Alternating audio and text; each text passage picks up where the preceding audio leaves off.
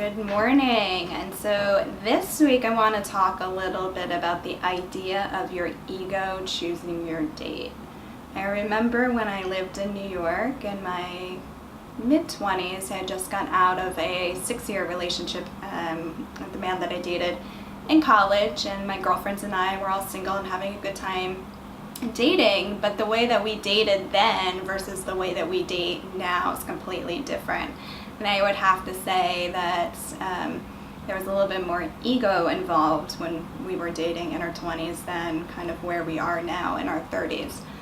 And part of that ego is the idea of a checklist. So many women, especially in New York City, have a checklist related to education, income level, what do they do for a living, and height.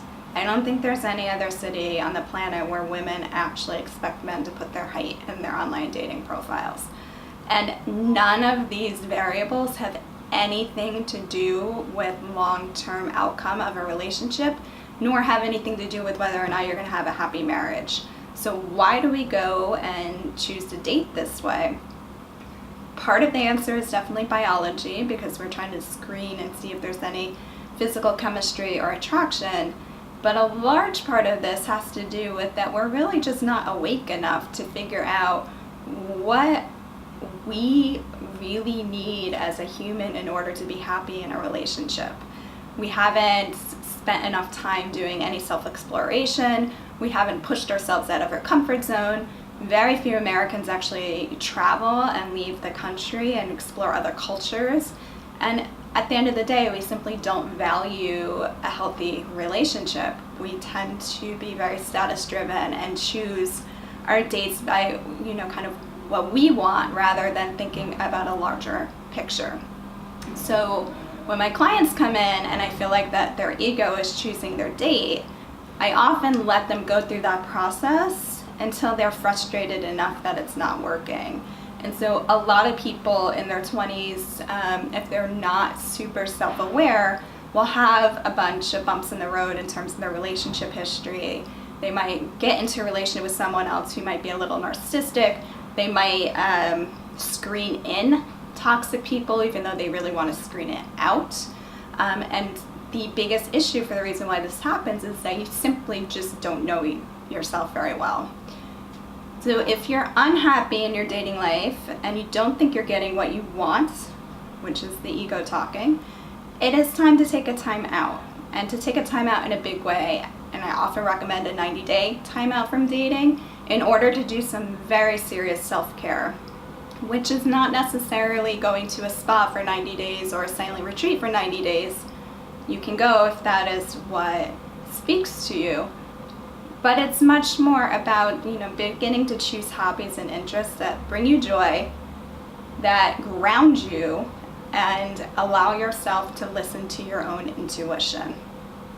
When you listen to your intuition, you just know whether or not someone's right for you or wrong for you.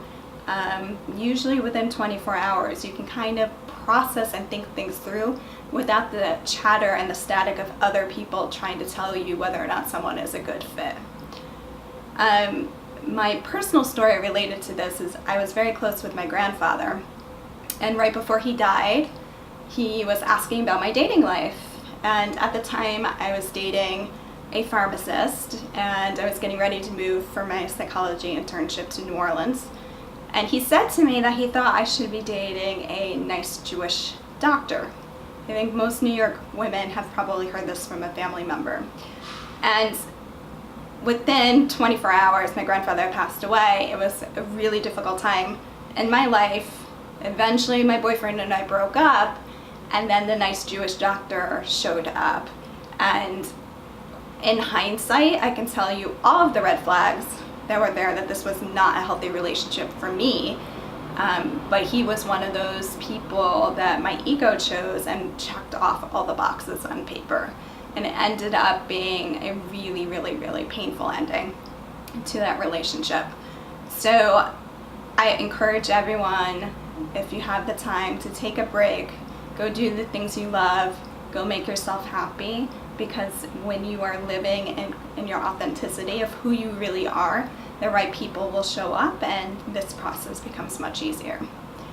So if you have any other questions, feel free to email me at jennifer@rapportrelationships.com. Until next time, have a wonderful day. Bye.